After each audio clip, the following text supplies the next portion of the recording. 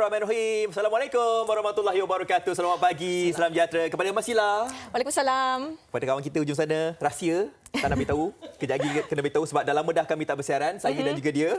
Okey, alhamdulillah hari ini saya dapat kembali lagi bersama dengan anda di studio MHI pada hari ini. Alhamdulillah ya, setelah saya berada di rumah work from home. Jadi saya dapat merasailah pengalaman work from home tu bagaimana. Alhamdulillah hari ini kita bersua kembali 21 Oktober 2020 hari ini hari Rabu bertemakan saya Fatih Fuad dan juga rakan saya Marsila. Dan saya Marsila Hassan. Terima kasih kerana memilih kami sebagai orang kata penemanlah hari ini. Kita tengah buat kerja ke sambil-sambil tu bolehlah menonton Malaysia hari ini. Dan lama kan kita tak kerja sama kan? Oh, lama dah lama. Kan?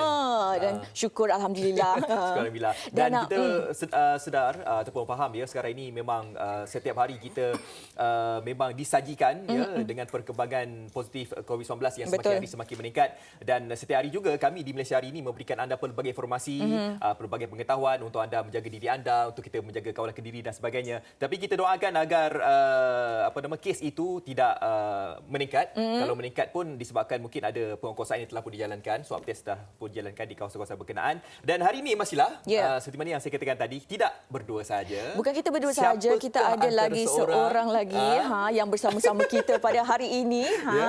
Siapa di hujung sana tu? Hello, Assalamualaikum. Ramai yang rindu Ali Iskandar ni. Sebenarnya kita yang rindu kalian semua berada di studio. Dah lama tak rasa kehangatan lampu di studio ni dan sebagainya. Punya dah teruja nak bersiaran hari di studio. Stokin pun gosok tau. Wah. Kamera tengok tak. Tapi lah kerinduan untuk berada di pejabat untuk menjalankan tugas seperti biasa. Ada yang mengalu-alukan untuk work from home, bekerja dari rumah. Tetapi sampai satu tahap tu sebab ada perkara yang perlu berdepan bersemuka dan melakukan dengan yalah bersama-sama. Apa perbezaan yang paling ketara yang Eli rasa work from home dengan kerja di sini? Yang paling ketara ialah keupayaan untuk menguruskan sesuatu dengan lancar. Sebab kadang-kadang kita akan bermesyuarat menggunakan Google Meet dan sebagainya, bervideo conference kan. Tapi kadang-kadang ada yang dalam kalangan rakan kita ni taliannya tak begitu kemas. Kemudian ada yang tidak dapat bersama dan macam-macam lagi. Jadi kalau duduk bermesyuarat ataupun bekerja bersama-sama ni memang kita dapat berinteraksi dengan terus tanpa sebarang gangguan. Tapi itulah cabarannya, kita berdepan dengan satu evolusi pekerjaan ini kan, yang juga akan menjadi perbincangan kita pada hari ini. Kita melihat pelbagai perubahan, apatah lagi dengan pandemik COVID ni yang membuatkan kita terpaksa melakukan perkara seperti ini. Berubah. Betul, kalau dulu selalunya kita kalau nak bekerja kan kita perlu berada di pejabat dan sebagainya, memudahkan urusan. Seperti contohnya kalau saya nak bercakap dengan Eli Iskandar boleh terus bersemuka seperti itu. Tapi kalau sekarang dengan norma baru ni kita disarankan untuk bekerja daripada rumah, dan mungkinlah seperti yang Eli Iskandar katakan juga tadi, adalah sedikit ada Eli Iskandar. Okey, ada sedikit kekangannya. Kan?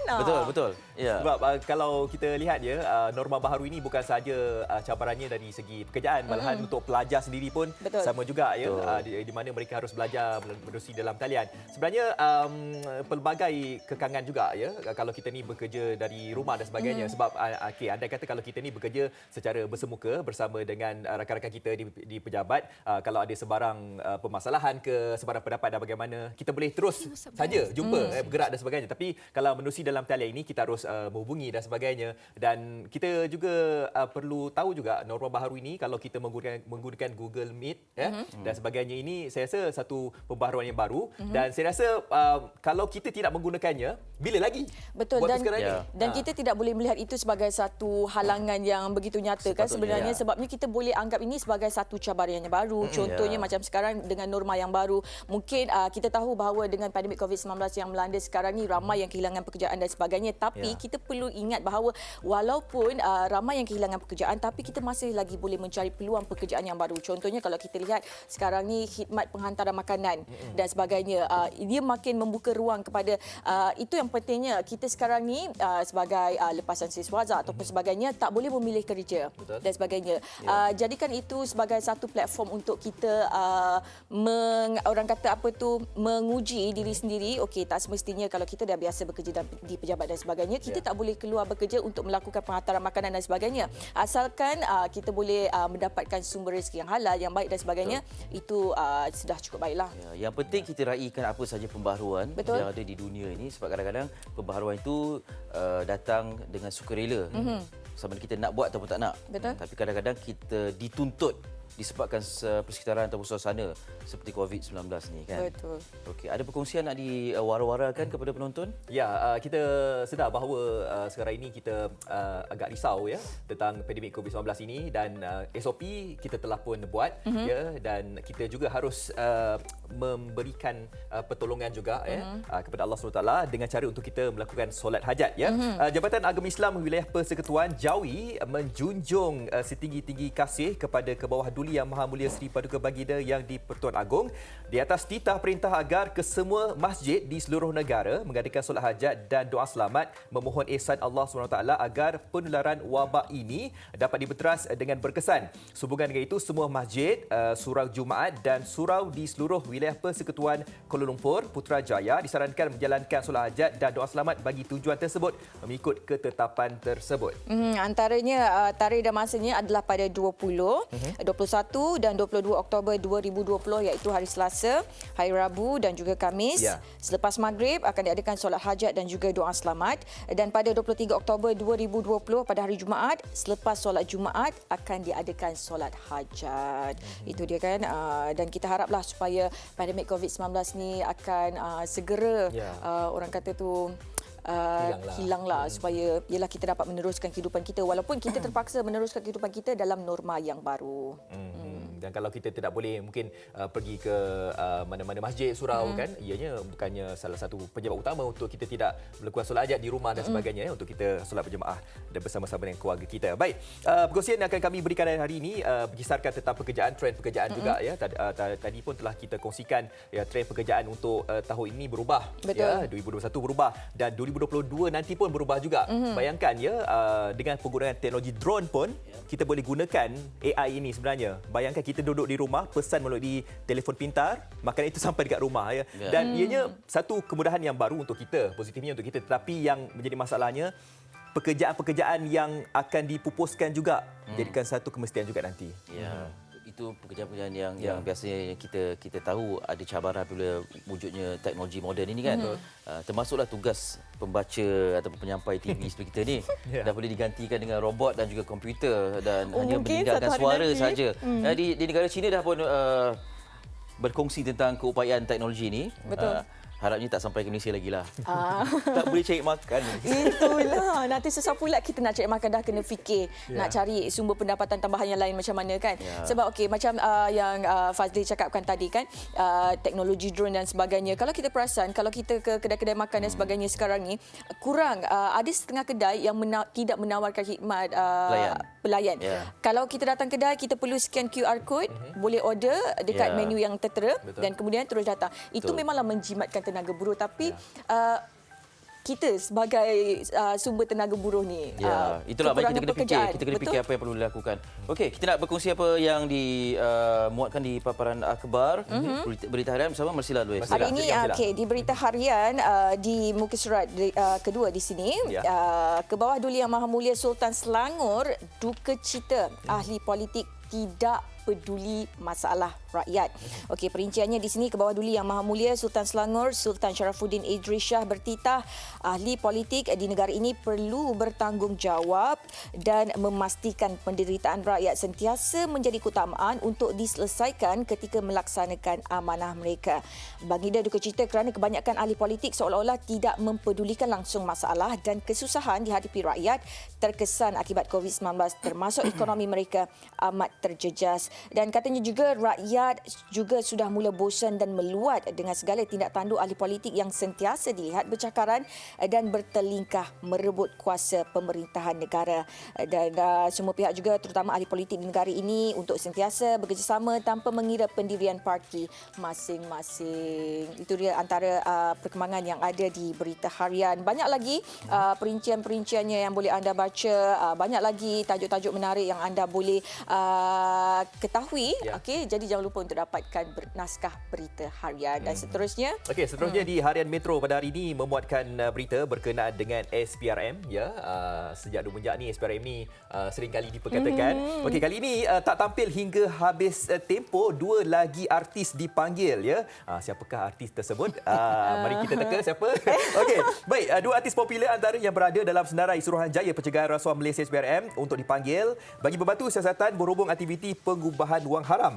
Artis lelaki dan wanita itu yang terbabit dalam bidang lakonan serta pengacaraan dikatakan turut menjalankan perniagaan dan mempunyai lebih 1 juta pengikut di media sosial. Semalam ramai ya yang tengok dekat media sosial siapa yang lebih 1 juta artis lelaki, pengacara wanita tersebut ramai bermain teka-teki dan sebagainya. Dan sehubungan dengan itu bahawa menurutnya berdasarkan maklumat mereka turut menjalankan perniagaan dan mempunyai ramai peminat di Instagram dan SPRM sudah pun memberi tempoh kepada individu terbabit untuk tampil. Namun mereka berdua termasuk individu lain yang dipercayai ada kaitan dengan sindiket ini iaitu pengubahan wang haram gagal berbuat demikian. Justeru SPRM akan memanggil mereka dalam masa terdekat untuk membantu siasatan. Itulah dia. Jadi kepada anda mungkin artis tersebut ataupun pengacara wanita tersebut yang mungkin menyaksikan Malaysia hari ini, tampillah untuk membantu siasatan. Kadang-kadang kita bukannya bersalah. Ya? SPRM panggil adalah untuk membantu siasatan dan sebagainya. Dan kita perlu tampil untuk memberikan sebarang keterangan. Baik, itu dia yang menarik dalam Harian Metro. Kita terus saja bersama dengan Ellie di NST. Silakan. Ataupun nak ke utusan dulu? Utusan Malaysia. Kita nak kongsikan dulu di utusan Malaysia. Okey, baik, apa yang menarik di utusan Malaysia pada hari ini adalah mengenai tiada air. Sebab semalam ni kan kecoh tak ada air ni. Okey, pengurusan Air Selangor Senam Berhad Air Selangor tidak bercadang memberikan insentif air kepada pengguna terjejas susulan pencemaran Sungai Selangor Ahad lalu. Dan Ketua Pegawai Eksekutifnya Suhaimi Kamarul Zaman berkata pihaknya tidak akan mempertimbangkan cadangan itu kerana henti tugas 4 loji rawatan air LRA di Sungai Selangor bukan disebabkan kesalahan yang dibuat oleh Air Selangor. Dan kesalahan bekalan air ini, gangguan ini disebabkan oleh tindakan jenayah oleh penjenayah alam sekitar. Jadi syarikat Air Selangor tidak akan mempertimbangkan untuk memberi insentif. Dan katanya okeylah, itulah yang dikatakan, maknanya tidak akan diberikan insentif air kepada pengguna terjejas Air Selangor.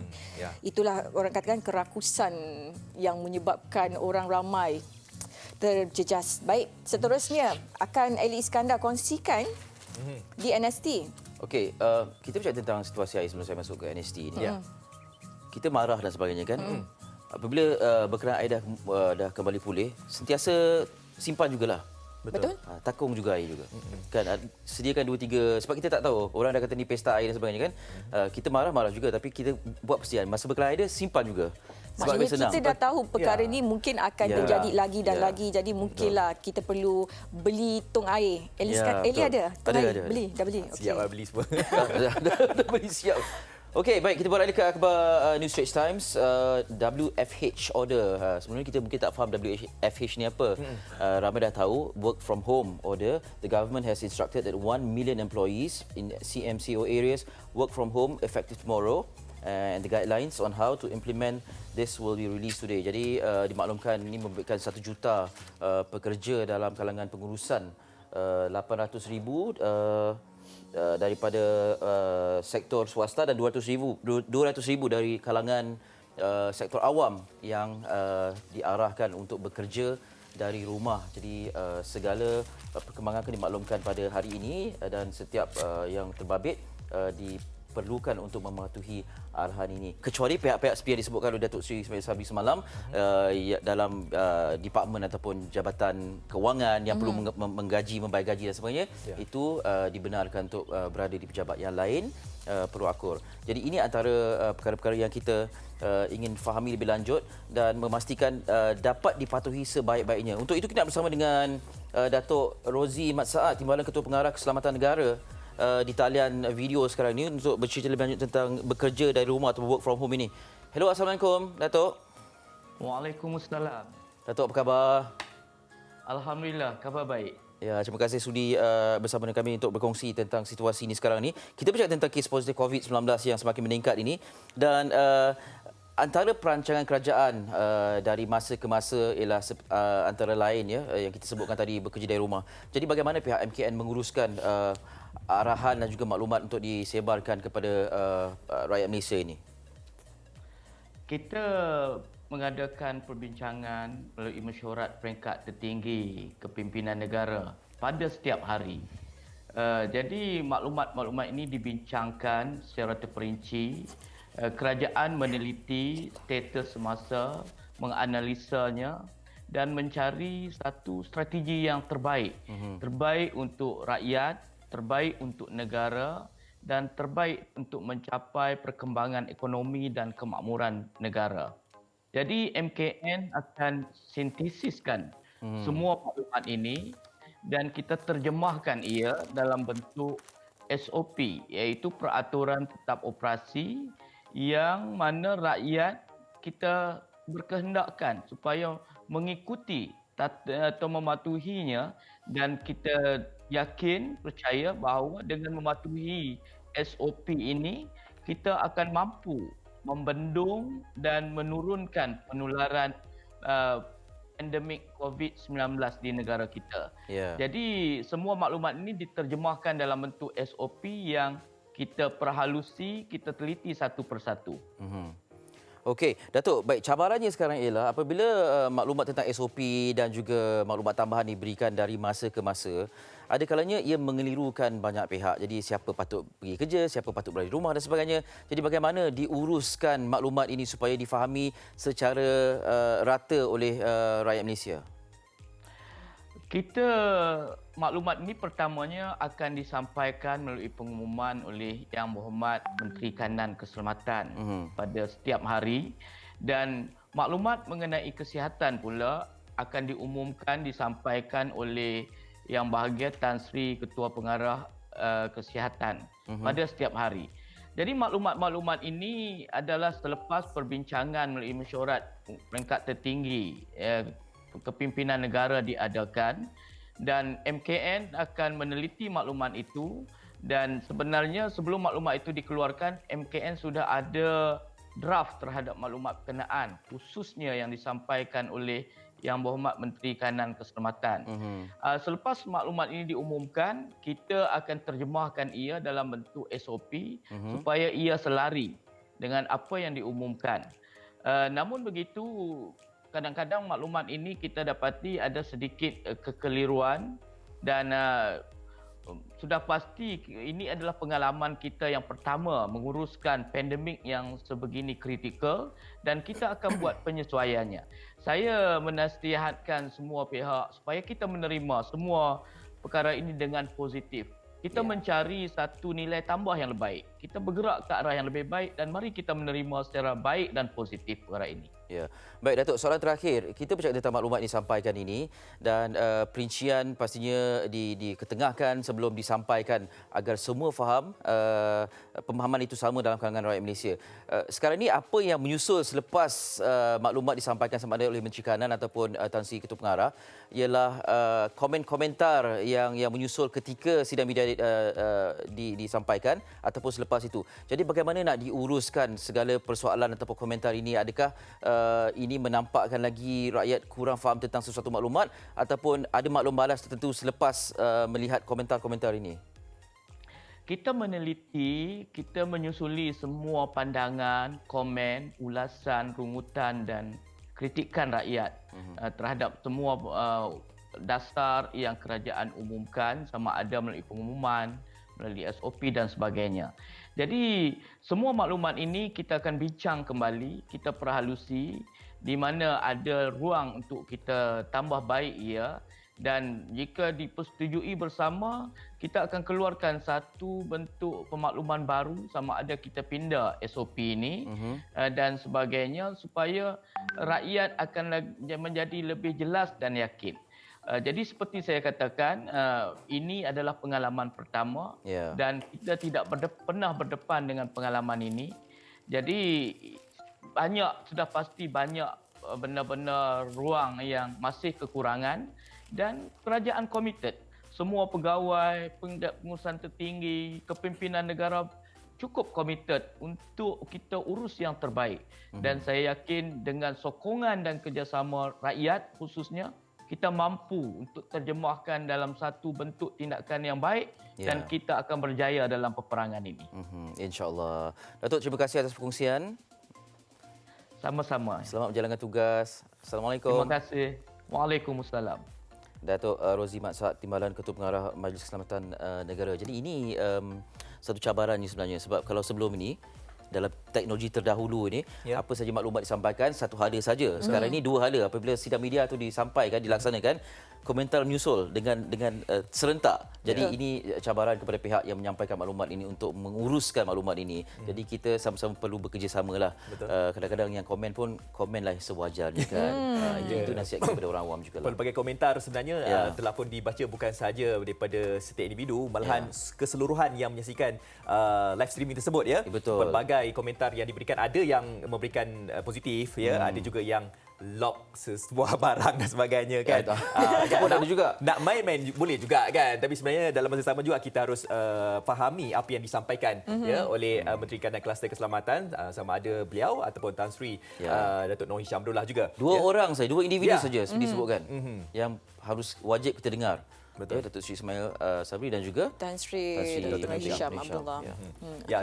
Sehubungan dengan perintah untuk kita work from home bermula esok ya, hampir 1 juta pekerja yang berada di kawasan PKBB, khususnya untuk anda yang berada di Selangor, KL, Labuan, Putrajaya, termasuk Sabah juga, perlu diingatkan juga kepada anda yang mungkin berada di tempat tinggal berada kawasan zon merah, dinasihatkan untuk anda membuat swab test ya, dan andai kata majikan anda mencarum kepada PKSO, dan PKSO akan tolonglah ya untuk membantu pembiayaan swab test tersebut.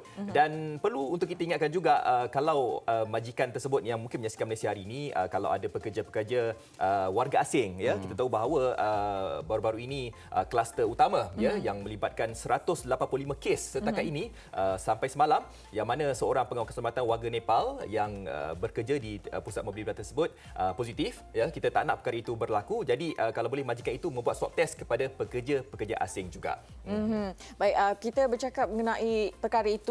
Okey, apa kata kita lihat dulu kes positif COVID-19 semalam, sebanyak 862 kes baru telah dikesan, di mana 634 kes sembuh.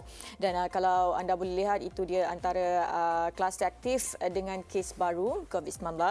Dan kita tahu bahawa sekarang ni COVID-19 ni, Sabah mencatatkan jumlah kes tertinggi sebanyak 673 kes, dan Lembah Kelang khususnya dekat Raya Selangor ni kan, terus kalau kita lihat pelbagai perkembangan dan berita sebagainya mencatatkan pertambahan kes dan juga kluster baru setiap hari. Ini sesuatu perkara yang sangat membimbangkan. Di Selangor saja kalau anda perhatikan zon merahnya itu semalam mencatatkan 132 kes. Dan dalam pada kita ni berkatakan perkembangan positif kes COVID-19, jangan kita lupakan bahawa dalam pada itu bilangan kes pulih COVID-19 pada semalam ya mencatatkan 634 kes ya, di mana jumlah kumulatif kes pulih sepenuhnya daripada virus COVID-19 ini adalah 14,351 kes. Dan semalam juga terdapat 3 kes kematian, dan jumlah kumulatif kes kematian totalnya 193 kes. Dan hari ini saya rasa ramai di antara kita ternanti-nantikan pengumuman yang akan diumumkan nanti.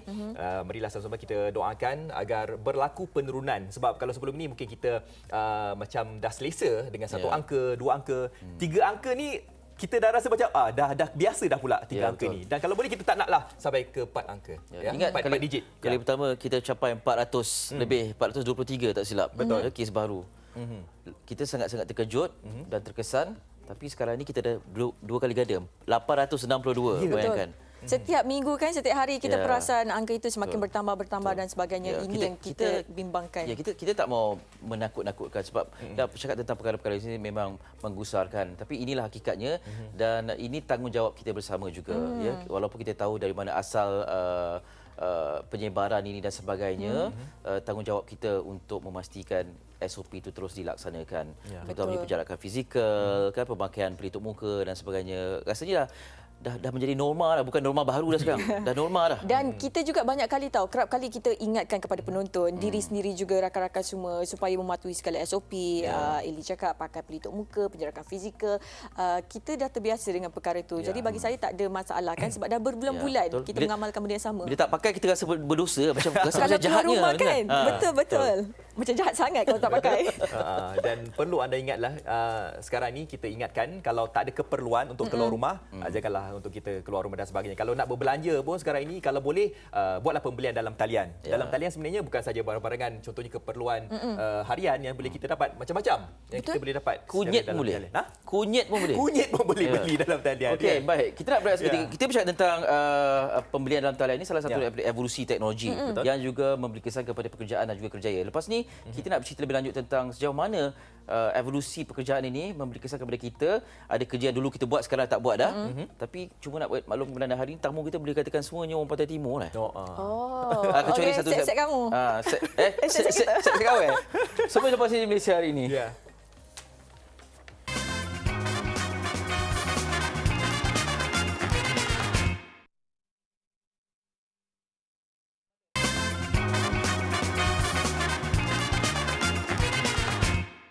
Bagaimana COVID-19 merebak? Situasinya begini. Terdapat 4 watak dalam situasi ini, iaitu Ali, Bob, Chen dan Dewi. Ali telah dijangkiti COVID-19. Ali mudah untuk dikesan kerana menunjukkan gejala jangkitan pernafasan. Ali keluar berjumpa Chen. Mereka bersalaman. Peluang untuk Chen dijangkiti sangat tinggi. Chen juga berpotensi menjangkiti orang lain. Ali dan Chen mudah dikenal pasti melalui pengesanan kontak, dikuarantin dan dirawat. Dalam perjalanan Ali untuk berjumpa Chen, Ali terbatuk ke arah Bob dan berlakunya jangkitan COVID-19 kepada Bob tanpa disedari. Masalah di sini, bagaimana untuk mengesan Bob dan kontak Bob? Bob dan kontaknya tidak sedar yang mereka telah dijangkiti dan berpotensi menyebarkan COVID-19 kepada orang lain walaupun tidak bergejala. Jika Bob dan kontak Bob mula menunjukkan gejala COVID-19 dalam tempoh 14 hari, mereka wajib ke pusat saringan serta mendapatkan rawatan. Rantaian jangkitan COVID-19 dapat diputuskan. Dewi pula hanya duduk di rumah membeli barangan keperluan atas talian dan berkomunikasi dengan rakan melalui alat telekomunikasi. Jika Dewi keluar rumah dan tidak mengamalkan langkah-langkah pencegahan, Dewi juga mungkin mendapat jangkitan. Tempoh 14 hari merupakan inkubasi COVID-19. Langkah pencegahan yang boleh diambil adalah kerap cuci tangan dengan sabun dan air atau gunakan hand sanitizer. Jarakkan diri sekurang-kurangnya 1 meter daripada individu lain. Hadkan interaksi dengan orang lain, termasuk ahli keluarga atau rakan. Langkah-langkah pencegahan adalah penting untuk memutuskan rantaian jangkitan COVID-19.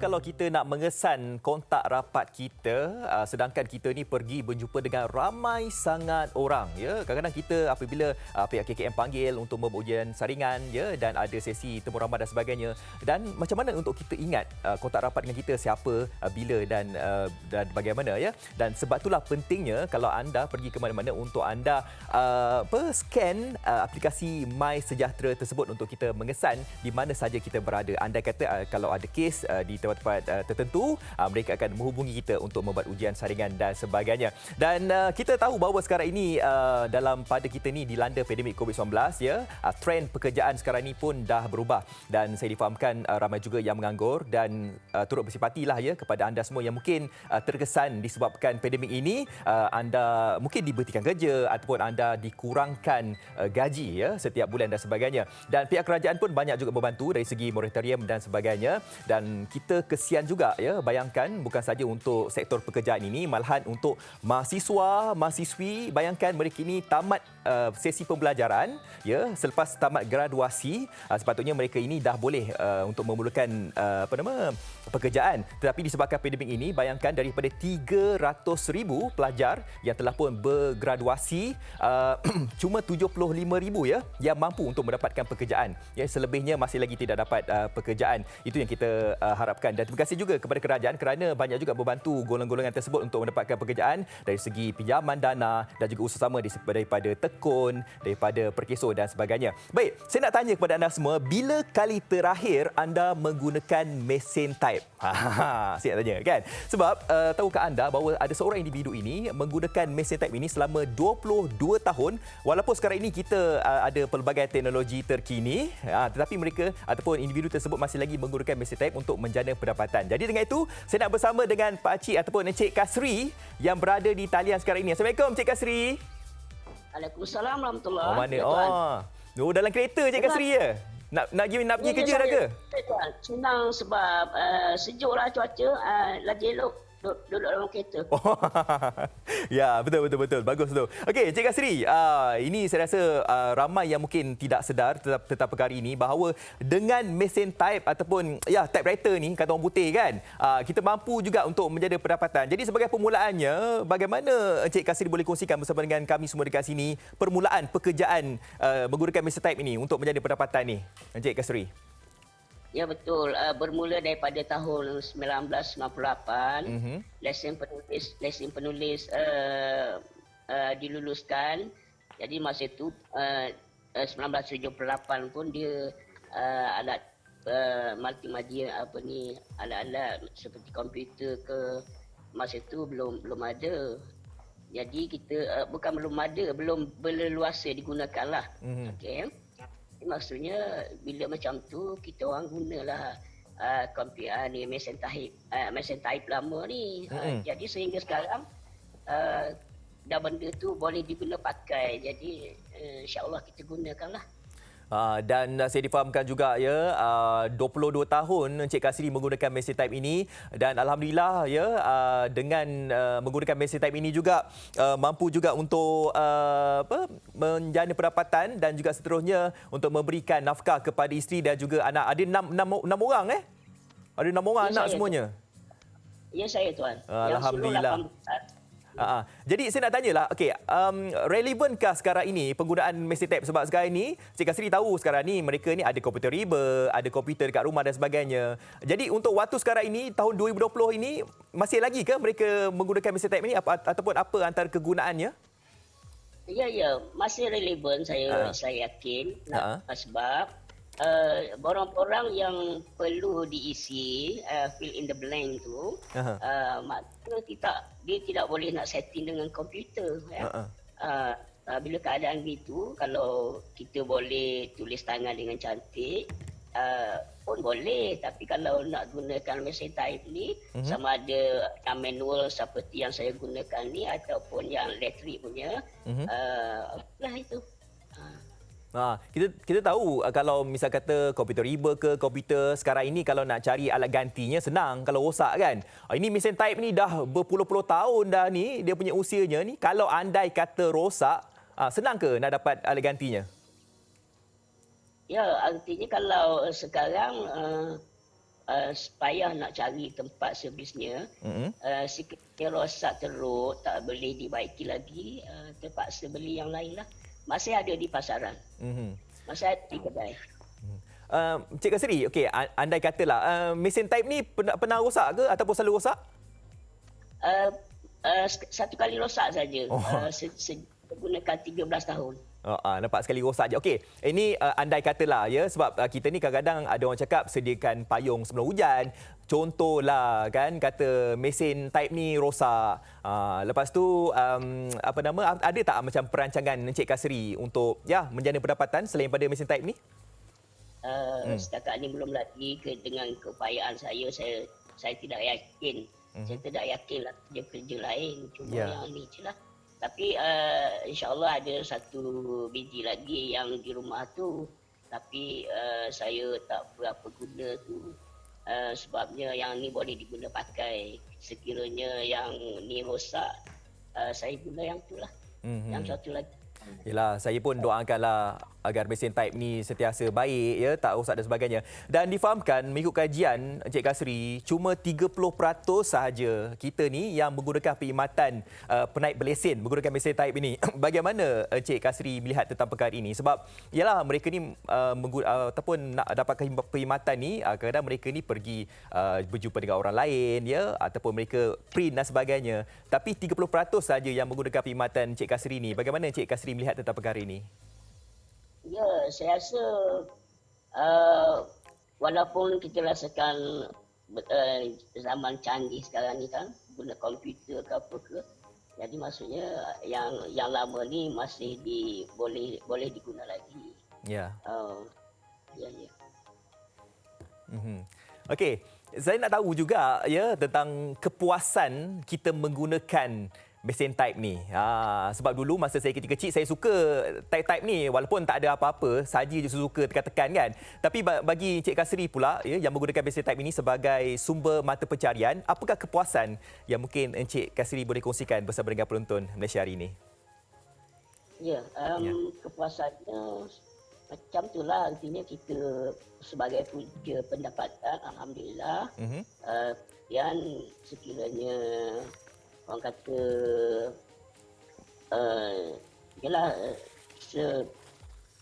dalam 90% lah pelanggan saya pun saya rasa mereka berpuas hati dengan cara saya uruskan dia ataupun cara saya tulis type gunakan SAP. Artinya saya rasa lah alhamdulillah lah sambutan. Ya.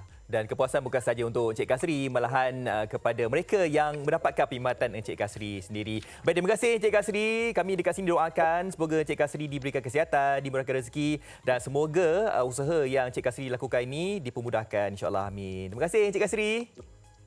Ya, Assalamualaikum. Waalaikumsalam. Itu dia Encik Kasri Mokhtar, penulis berlesen yang masih lagi menggunakan mesin type untuk menjana pendapatan. Walaupun sekarang ni kita sedar ya bahawa dalam perubahan teknologi ini, tetapi beliau masih lagi menggunakan pendekatan yang lama. Baik, seterusnya kami nak kongsikan tentang evolusi terkini. Ya, kita tahu bahawa teknologi terkini ini banyak digunakan, contohnya AI dan sebagainya. Tahukah anda bahawa teknologi ini semakin lama semakin berkembang dengan penggunaan fashion? Termasuklah Rico Rinaldi yang kira-kira 13 tahun dalam bidang fashion ini menggunakan teknologi dalam seni pembuatan fashion. Jom kita saksikan. Laporan ini disediakan oleh Faris Hafifi Abdul Halim. Jom kita saksikan.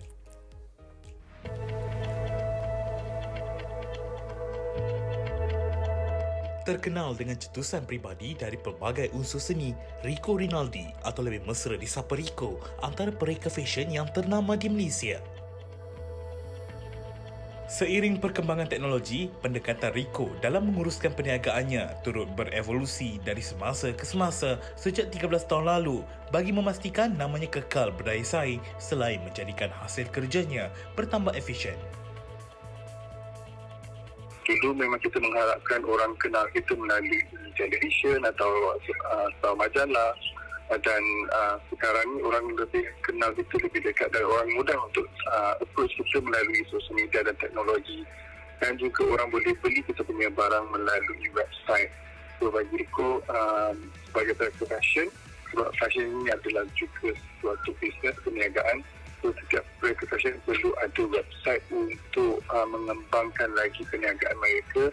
Bukan sekadar fokus pada walk-in customer atau customer datang ke butik, tapi boleh customer yang mungkin kalau kita contohnya Rico di KL, customer daripada Sabah, Sarawak atau Kedah, Kelantan pun boleh mendapatkan barangan daripada Rico hanya melalui website atau Instagram dan juga WhatsApp dan sebagainya. Zaman beralih, musim bertukar. Penggunaan aplikasi TikTok semakin menular pada masa ini. Tidak mengira usia, jantina maupun kaum, aplikasi ini turut membantu pereka fashion berusia 33 tahun ini memasarkan diri dan produknya dalam talian. Bagi Rico, TikTok adalah satu platform yang dekat dengan generasi sekarang lah. Terutamanya untuk generasi muda. Mungkin kita dulu boleh mengharapkan regular customer kan, tapi regular customer semakin lama semakin berkurang kan. Tetapi dengan adanya TikTok, kita berikan ke the younger generation, untuk orang-orang lebih muda untuk mengenali pereka fashion tersebut. Bagi Rico, TikTok adalah satu platform marketing yang sangat mudah.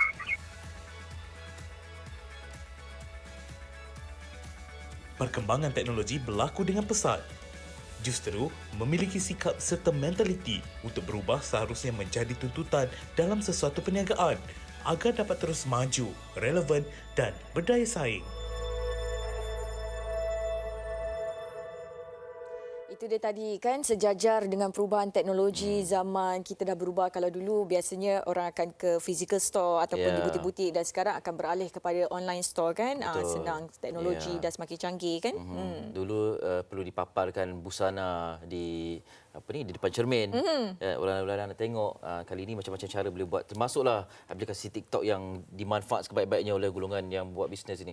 Okey, kita bercakap tentang topik evolusi pekerjaan ini, dan bila kita bercakap tentang pekerjaan, ada pekerjaan yang semakin pupus yang kerana adanya automasi, AI, robotik dan sebagainya, dan pada masa yang sama kita melihat bagaimana keadaan ini mengubah cara kita melihat pekerjaan. Dan adakah sebab kalau misalnya masih ambil satu bidang, belajar satu bidang di universiti itu, dan bidang itu bila dah tamat pengajian, tiba-tiba kerja itu dah tak ada. Itu yang menjadi kita perlu sediakan. Itu yang perlunya kemahiran tahu. Tak semestinya apa yang kita pelajari itulah nanti bila kita keluar bekerja, itulah kerja yang akan kita lakukan. Sebab kita tak tahu teknologi berubah, peredaran zaman berlaku. Mungkin ketika kita belajar itu ia masih relevan. Tapi selepas beberapa tahun kemudian mungkin pekerjaan itu masih lagi sudah tidak relevan. Betul. Okey, kita nak bersama dengan tetamu kita. Nak perkenalkan silakan. Dan di studio hari ini bersama kami adalah Encik Nik Akmal Afif Nik Osman, konsultan kerjaya yang akan berkongsi kepada kita berbincang mengenai evolusi dunia pekerjaan. Assalamualaikum. Waalaikumsalam. Apa khabar Cik Nik? Alhamdulillah. Terima kasih banyak sudah bersama kami. Okey, mula-mula sebelum kita masuk dalam perbincangan ni, masa sekolah dulu memang cita-cita nak jadi konsultan kerjaya ke macam mana? Zaman sekolah dulu adalah 4 cita-cita yang paling common sekali lah. Doktor, engineer, lawyer, arkitek. Ya, senang nak sebut kan? Okey. Kemudian macam mana boleh menjurus kepada bidang ini? Dia bermula dengan zaman universiti aktif lah. Aktif dengan event. Budak event lah orang kata. Okay. So, and then kita mula jumpa dengan orang dalam industri ni. Kita bekerja cara part time untuk explore, tahu ke mana hujung paling perform sekali boleh pergi ke mana lah. And then kita jumpa kita punya role model lah. From there kita buat calculated decision. Okay, kalau aku buat macam ni, dapat ini. Dapat macam ni, dapat ini. So, kita explore, alhamdulillah. Menjadi calculated decision bersama dengan calculated risk juga lah kan.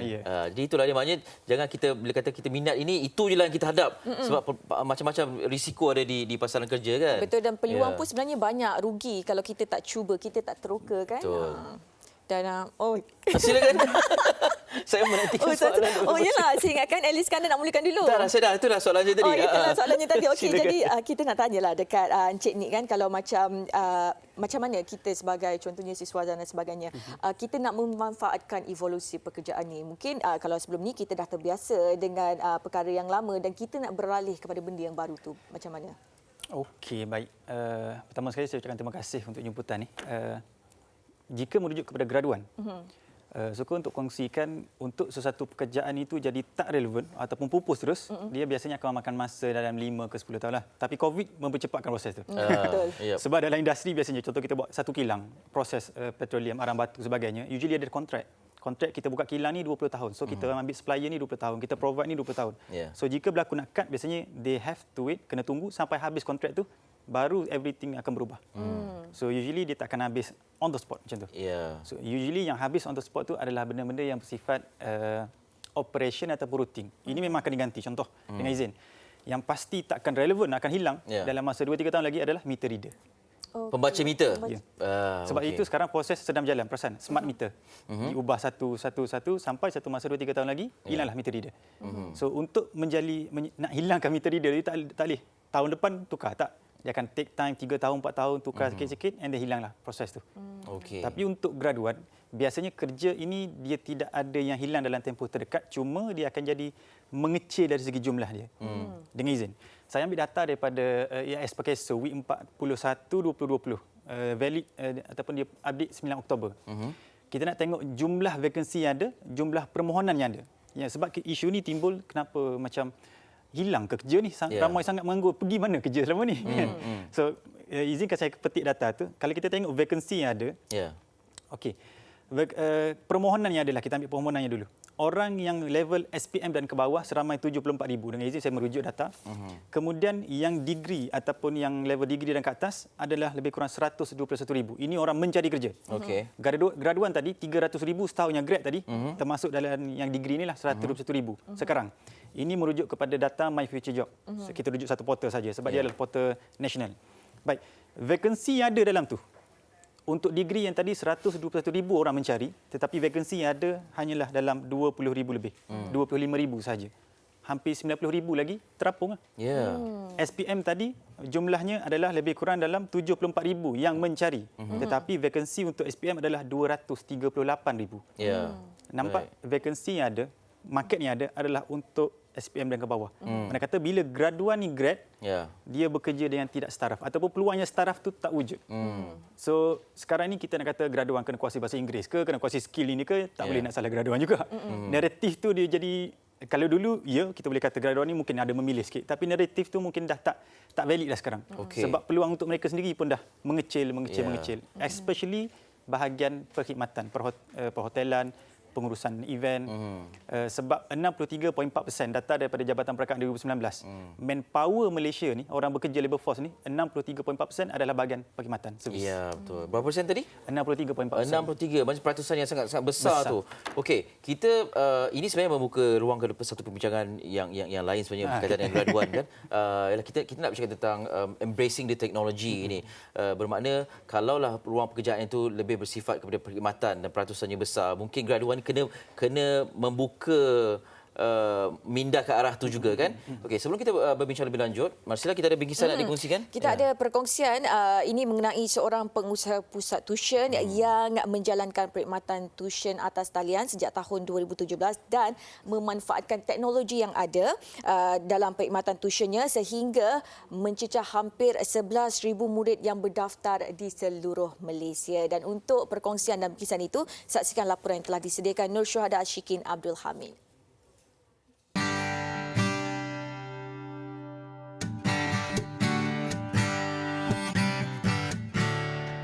Seiring kemajuan teknologi masa kini, kaedah pembelajaran di sekolah dan institusi pengajian tinggi turut melalui perubahan. Begitu juga dengan perkhidmatan tuition yang kini boleh dilakukan secara dalam talian. Berkhidmat sebagai guru tuition sejak tahun 2015, Nur Aisyah Samsudin mengakui perkembangan teknologi sangat membantu pihaknya dalam proses pembelajaran dan pengajaran secara online. Pelajar dapat akses dengan cara yang lebih mudah dan pelajar juga dapat belajar dekat mana-mana je mereka nak belajar, dan yang paling best, pelajar boleh berulang-ulang tengok pembelajaran yang mereka kurang faham. Pengaruh dan kedaulatan.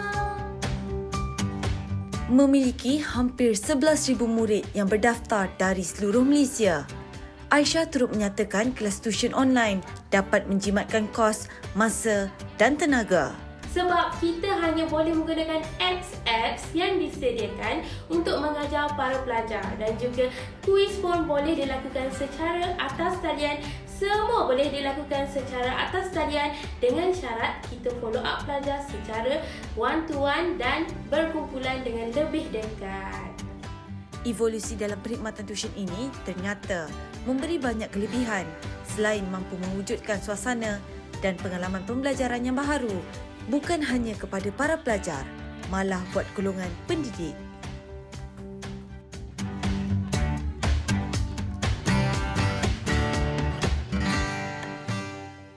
Itu bila kita lihat bingkisan ini menunjukkan perubahan tu perlu berlaku dan atas kita atau atas kita sama ada kita mahu lakukan ataupun tidak.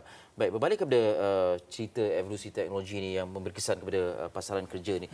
Disebutkan satu angka yang membimbangkan.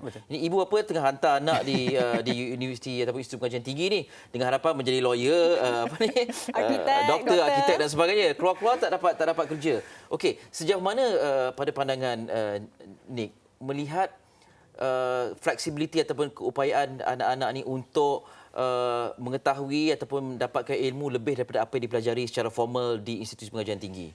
Saya bagi contoh macam kalau saya dapat resume ni nak minta kerja, skillnya Microsoft Word, Excel, itu je kita. Mungkin kalau letak TikTok ke dan sebagainya boleh menjadi satu tarikan ataupun kepada majikan untuk mengambil bekerja.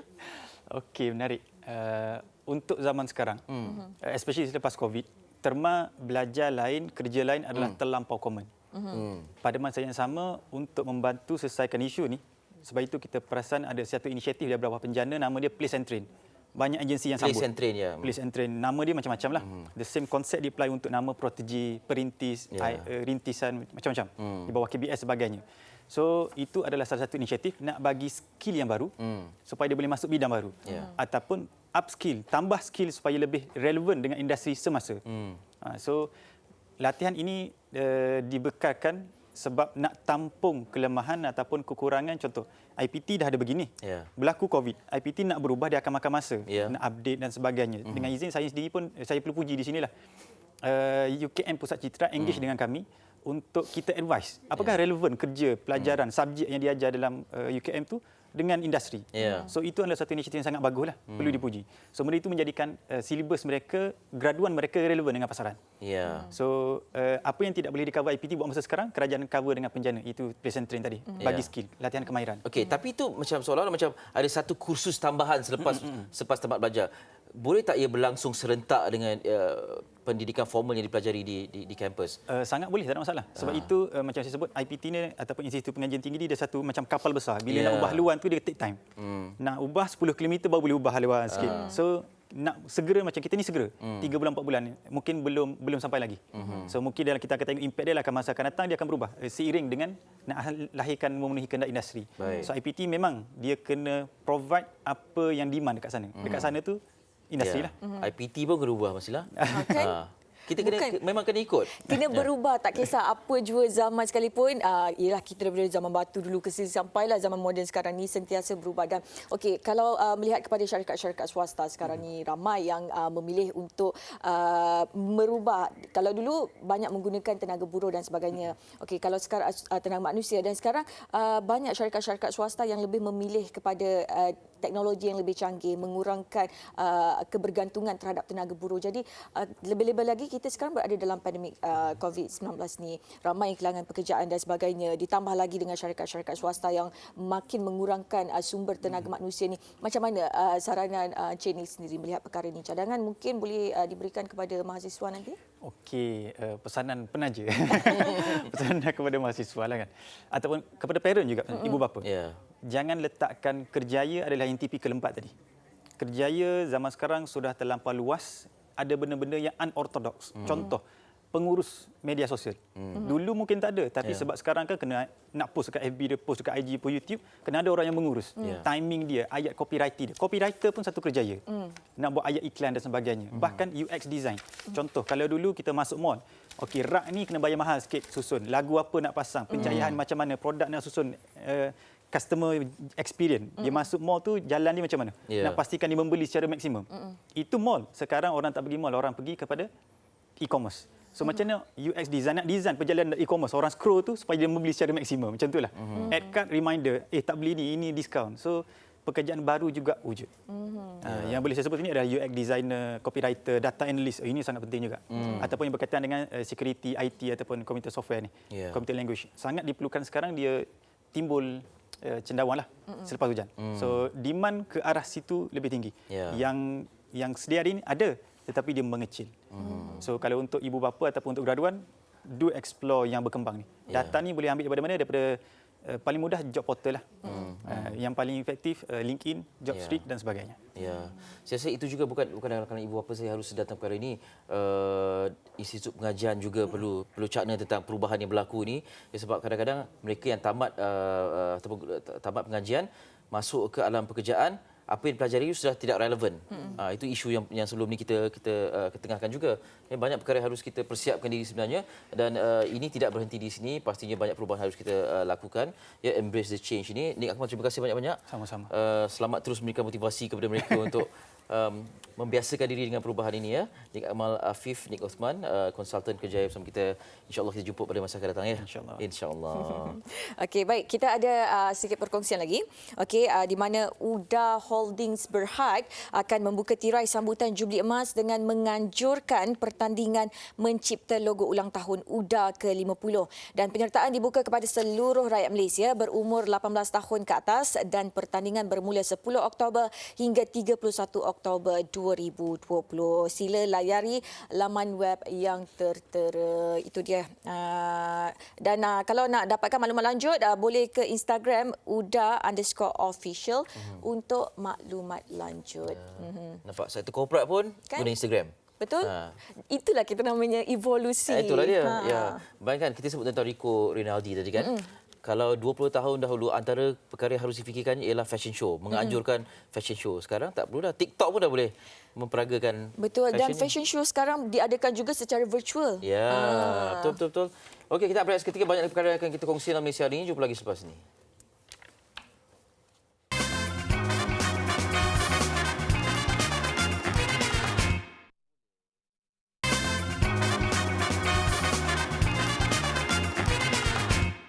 Kembali dalam Malaysia hari ini, terima kasih kerana terus bersama dengan kami dan perbincangan kita seterusnya berkaitan dengan teknologi juga. Ini antara inisiatif yang dijalankan oleh pihak MEPN dan DPN ke arah transformasi digital. Saya bersama dengan dua tetamu pada hari ini. Di sebelah kanan saya ialah Mimi Aminah Muhammad Taib. Beliau adalah ahli jawatankuasa pemantauan Nexus Produktiviti Jentera dan Peralatan MEPN. Selamat pagi. Apa khabar? Sihat, alhamdulillah. Terima kasih sudah bersama kami. Dan di sebelah beliau ialah Datuk Wei Chuan Beng, champion, boleh dikatakan peneraju lah untuk Nexus Productivity Digital ni, DPN. Selamat pagi, Datuk. Pagi, Adi. Baik, terima kasih banyak sudi bersama dengan kami.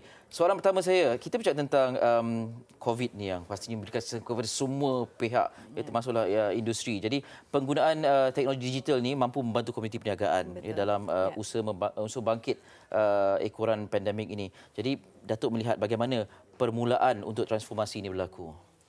Transformasi ini kita kena mula dengan satu pemikiran yang kita nak mencapai satu penembusan produktiviti. Okey. Apa perniagaan, jenis perniagaan industri kita tu, kita kena ada satu pandangan yang mana keadaan kita sekarang ni memang kadang-kadang tu susah, kadang-kadang kita nak kita tingkatkan produktiviti atau tingkatkan lagi prestasi kan.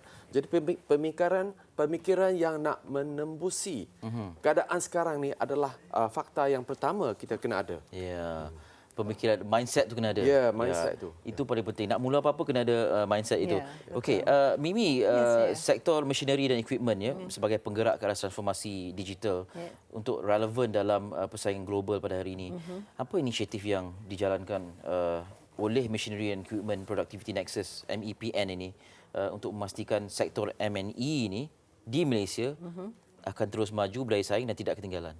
Okey, sebab kami semasa COVID yang MCO pertama tu, kami realise that inilah masa untuk melihat di mana MEPN dapat membantu pengusaha-pengusaha kecil dan sederhana untuk orang kata melangkah kepada norma baru. So jadi salah satu usaha yang kami telah lihat ialah kami buat inisiatif dalam mengadakan klinik secara virtual. So kami panggil MEVAC where kami adakan klinik dalam 9 webinar semua sekali. Kami panggil semua orang ni dan cakap, okay, this is apa yang berlaku, keperluan atau kehendak industri global sekarang, perubahan mesti dibuat. So salah satu daripadanya ialah menukar atau transformasi kepada digital. Dan jadi bila kami membuat klinik ni, feedback yang kami dapat, maklum balas yang kami dapat menunjukkan ramai pengusaha ni dia nak bertukar, nak kehendak tu ada, kemahuan tu ada, tapi masih lagi tertanya-tanya bagaimana. The how is always there. Macam mana nak tukar? Macam mana nak tukar? So oleh itu MEPN telah mendatangkan atau membuat satu program dipanggil Productivity 1010. Okay, program ini ialah kami memerlukan setiap syarikat tu menjawab 15 soalan dahulu untuk melihat tahap kesediaan mereka to convert kepada era ataupun kepada digital. So bila dia dah jawab soalan tu, kami kumpulkan dan kami masukkan dia dalam satu clinic session, masa tu boleh buat physical juga So kita buatkan session di mana kami spend 5 jam bersama dia orang untuk melihat apakah masalah mereka sebenarnya. Sebab nak adakan kesediaan tu bukan saja sedia tukar beli alat-alat. Betul. Pemikiran kena tukar, tenaga pekerja kena tukar, dan pemahaman tu patutnya datang pada atasan. That means the top management lah yang kena mulakan ni. So daripada klinik tu bila dah habis 5 jam tu, then we have 1 hour of one-to-one session. one-to-one session ni penting kerana dia akan mencorakkan solusi yang paling efektif untuk syarikat tu. Sebab tiap-tiap syarikat dia berbeza. Dia mempunyai kemampuan yang berbeza dan pembuatan keluaran mesin ataupun bahagian yang berbeza. So jadi proses dia berbeza. So kita gunakan 1 jam tu untuk mengenal pasti apakah solusi yang paling efektif untuk memacukan mereka ke arah usaha mereka ke arah transformasi ini. So jadi so far kita telah berjaya membuat dengan 20 syarikat and it is ongoing, berterusan.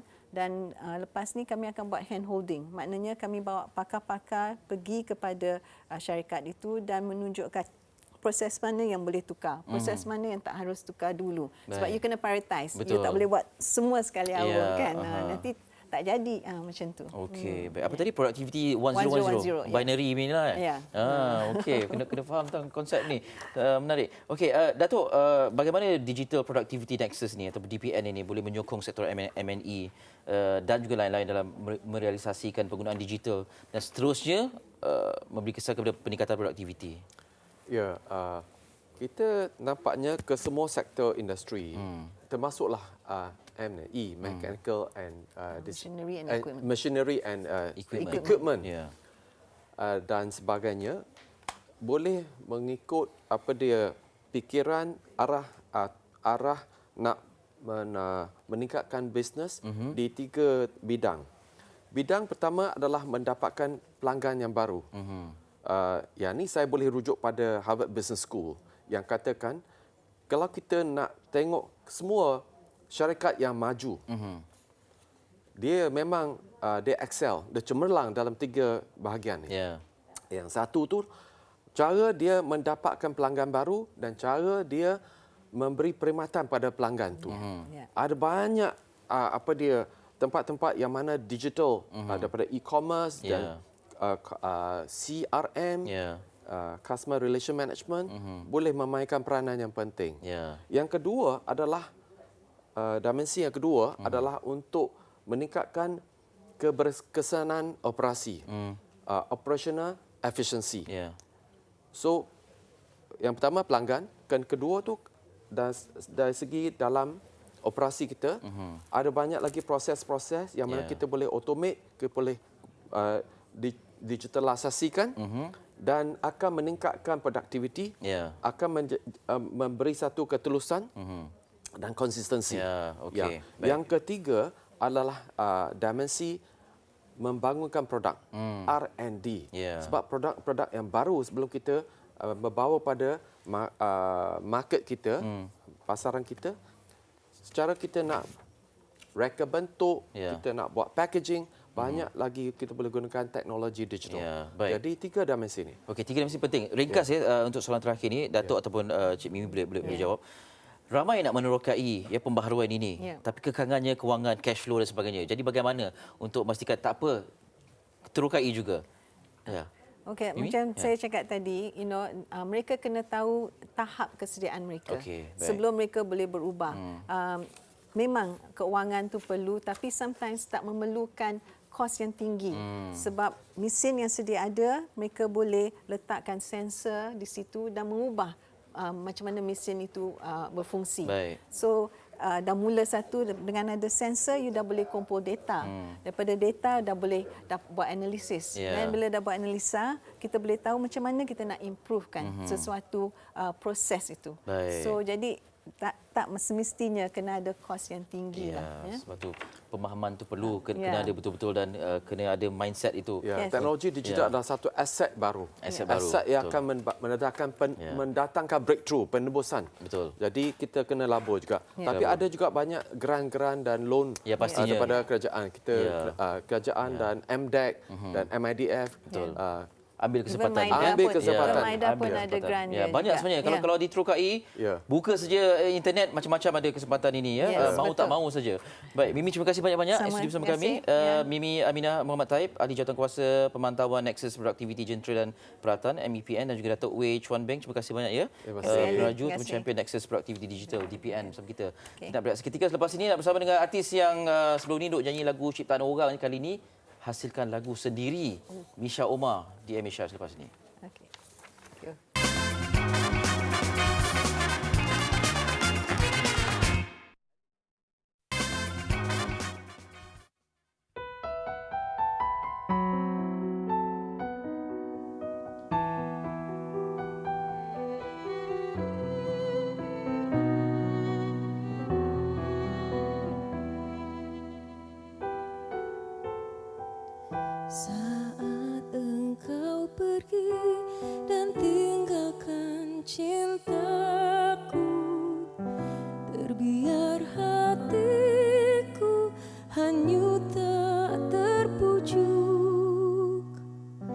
Semua terjadi atas kemahuanmu, memadam hatiku dan hadiahkan ku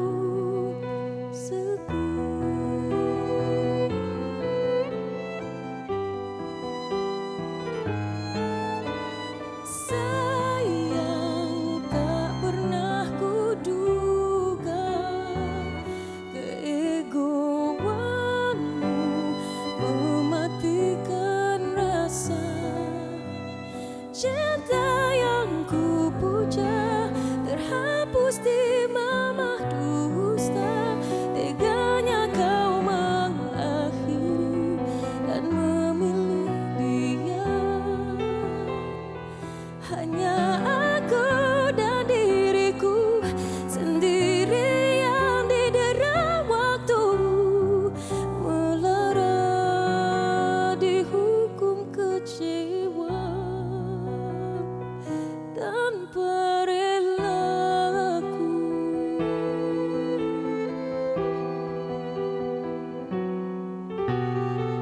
Semua terjadi atas kemahuanmu, memadam hatiku dan hadiahkan ku sepi. Oh, sayang, tak pernah kuduga keegoanmu mematikan rasa cinta yang ku puja terhapus di mamah dusta. Teganya kau mengakhiri dan memilih dia. Hanya aku dan diriku sendiri yang didera waktu, melara dihukum kecewa tanpa relaku.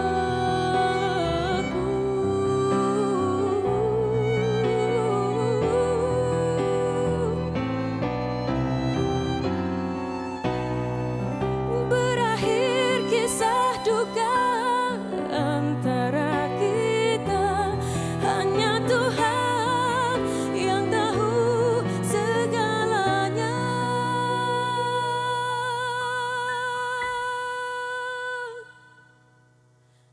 Sayang, tak pernah kuduga keegoanmu mematikan rasa cinta yang ku puja terhapus di mamah dusta. Teganya kau mengakhiri dan memilih dia. Hanya aku dan diriku sendiri yang didera waktu, melara dihukum kecewa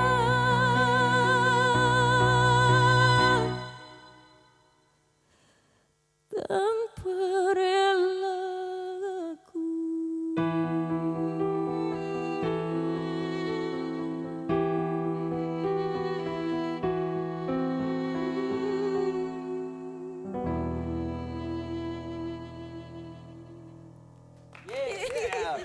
Nisha Omar. Tanpa rela. Itu gembira sebab berjaya habiskan lagu ke macam mana? Silakan Misha Omar ke depan. Oh, hati-hati. Okey. Terima kasih kepada Sashinis. Nak beritahu nama mereka? On violin, Azim. Dan juga on piano, keyboard, Ayub. Thank you Ayub, thank you Azim. Cik kawan-kawan Selamat kembali ke Malaysia hari ini. Misha Omar is back. Misha Omar is back with a new song. Yeah. Written by herself. Berkolaborasi pertama kali dengan Ziwan. Akhirnya selepas 18 tahun saya berani untuk menulis sendiri lagu saya. Apa yang lama sangat sampai 18 tahun? Kenapa tak tahun ke-10 ke? Sebab masa tahun ke-10 Ali Iskandar tak paksa saya. Kali ini dia paksa. Dia nak petik nama. Okey. Tahniah. Alhamdulillah. Lagu ni bukan kesinambungan sampai bila lah. Tak ada kena-mengena atau macam mana? Saya rasa memang selalunya sebagai seniman kita akan terinspirasi dengan ambience yang kita lalui.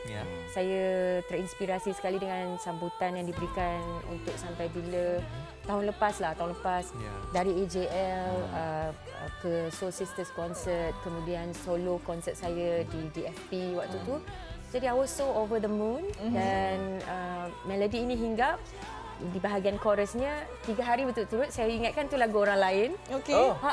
Dia datang macam sayang tak pernah, so saya kata ini lagu siapa? So dia asyik nyanyi pusing-pusing kat kepala. Dia melodi tak ada. Tapi sayang tu memang ada. Sayang tapi so saya kata ini lagu siapa ni? Macam tak pernah dengar. So bila 3 hari saya kata ini lagu saya mungkin. Jadi saya ambil telefon dan saya dari satu line ke satu line habis chorusnya hari yang sama. Wow, hari yang sama. Nah, selepas 3 hari. Untuk kali pertama membikin lagu. Alhamdulillah. Dan ada masalah sikit di bahagian verse-nya. Jadi saya rasa untuk projek pertama saya ni saya tak nak shot sendiri. Perlu ada bimbingan dari orang yang lebih arif. Jadi saya berkolaborasi dengan Ziwan. Lirik saya tulis juga kolaborasi. Kalau orang yang kenal saya memang tahu saya memang suka menulis juga. Jadi saya berkolaborasi dengan Selain Fazil dan juga Zul Husni. Kira macam first baby untuk Misha Umar lah lagu ni. Ya, kiranya begitulah. First baby, lepas 18 tahun. 18 tahun baru. Dah habis SPM lah 18 tahun dah. Untuk generasi yang terkemudian yang panggil Kak Mitch. Kak Mitch, betul. Kak Mitch. Tapi Kak Mitch ni masa zaman kita BBNU dulu, dia ada nama lain. Tapi tak apalah. Apa dia? Panggil dia aja. Cik A je. Kena panggil Kak Mitch jugalah. Cik je. Kak Mitch.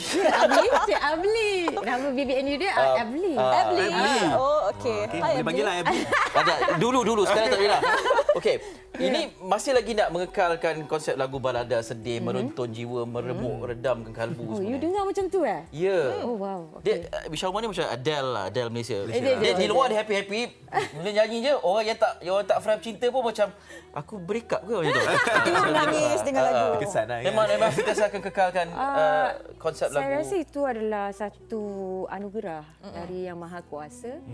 Memang saya kalau diberikan balada tu macam menghadap nasi lemak. Hari-hari pun tak apa makan nasi lemak. So saya rasa macam itu satu anugerah. Jadi memang idea asalnya saya mau keluar dengan lagu mid tempo. Tetapi itulah inspirasi kasih sayang dari peminat-peminat baru dah lama yang follow saya dari dulu. Budak-budak sekarang pun dengan lagu Kak Mish. Jadi Kak Mish happy nyanyi lagu ballad pun tak apalah. Okay je. Itulah Kak Mish sebenarnya kan. Kalau ada lagu video klip dah ada di YouTube dah kan? Ada di YouTube. Ini kita jalankan penggambaran di Rex Kuala Lumpur. 8 jam juga. Kita memang nak satu penceritaan yang simple tapi deep. Oleh kerana tu kalau you tengok pun dia macam suram. Yalah, background semua gelap. Dia macam tanpa rela ni dia trap dalam situasi yang dia harus reda walaupun tanpa rela. Dengan cerita Kak Mish nanti akan jadi juri untuk Vocalmania. Betul. I look forward untuk jadi juri kali ni sebab selalu kita menjurikan BBNU ataupun memang talent yang fresh. Tapi kali ni kita nak tengok rookies daripada talent-talent yang sedia ada melawan idol. Melawan idol yang bukan calang-calang. Mereka orang-orang yang saya kagumi juga dalam industri. We have Indah Ruhaila, Aina Abdul, we have Tomo and Lan Solo. Lan Solo. Ya. Okey. Ramai juga nak tahu Vocalmania ada bila Masya? Masila. Masya pula dia ni. Misha Umar Masila jadi Masya. Jadi Masya. Tapi kita duet Boleh. Okey, ni perkongsian mengenai Vocalmania di mana sebuah program reality terbaru di TV3 ada 24 orang penyanyi amatur yang diberi gelaran rookie macam yang dikatakan oleh Kak Mitch tadi akan bertarung dengan 4 orang penyanyi profesional yang diberi gelaran idol iaitu Aina Abdul, kita ada Indah Ruhaila, Lan Solo dan juga Tomo untuk merebut hadiah terkumpul berkumpul bernilai RM80,000 dan setiap pertarungan akan diadili oleh 2 juri tetap iaitu Misha Omar sendiri dan juga Yusri Abdul Halim dan akan mula bersiaran pada 24 Oktober setiap Sabtu 9 malam eksklusif di TV3 yang akan dihoskan oleh Dato' AC Mizal dan Azira Syafina selaku hos bersama. Diorang kena support ni sebab ini idea asalnya orang tempatan. Selalunya sekarang ni hiburan banyak kita ambil license daripada Korea kan.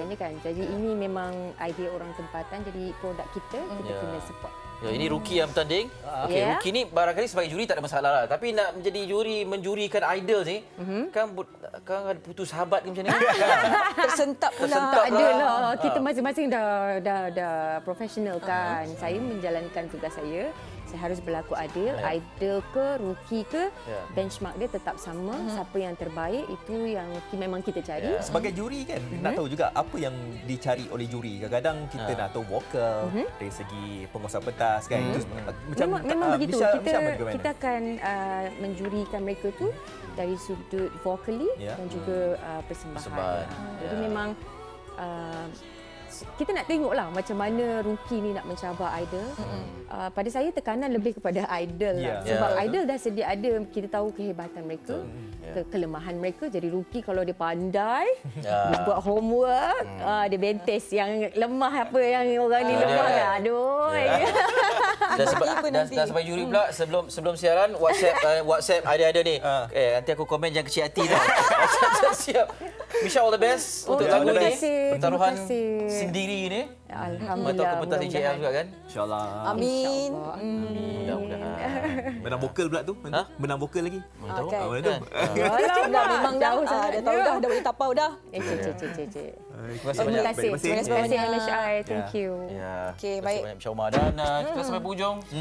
Pastikan anda esok jangan lupa temu janji kita jam 8 pagi bersama rakan-rakan kita yang lain insya-Allah. Dan sentiasa ikut SOP, jaga penjarakan fizikal. Okey. Tiba-tiba kita tepi kan. Okey, jaga diri kita, jaga ahli keluarga kita, jagalah semua. Dan kita kena ingat kaulah diri itu harus dijaga juga. Pastikan anda kekal selamat duduk di rumah kalau tak ada keperluan untuk keluar. Okey, jaga kita selalu. Assalamualaikum. Bye.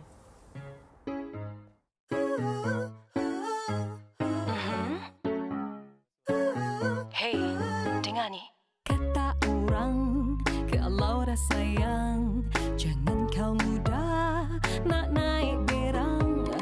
Dalam cinta kena berjaga, jangan kau mudah ingin buruk sangka.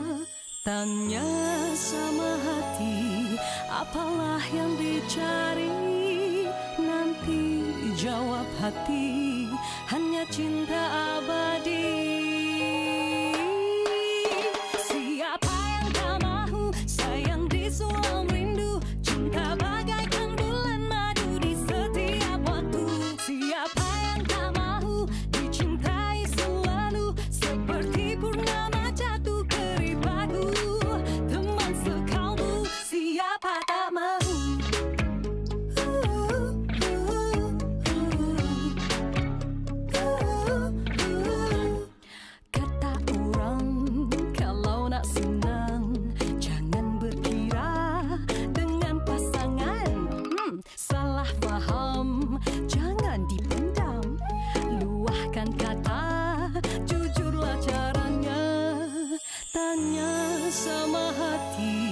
Apalah yang dicari?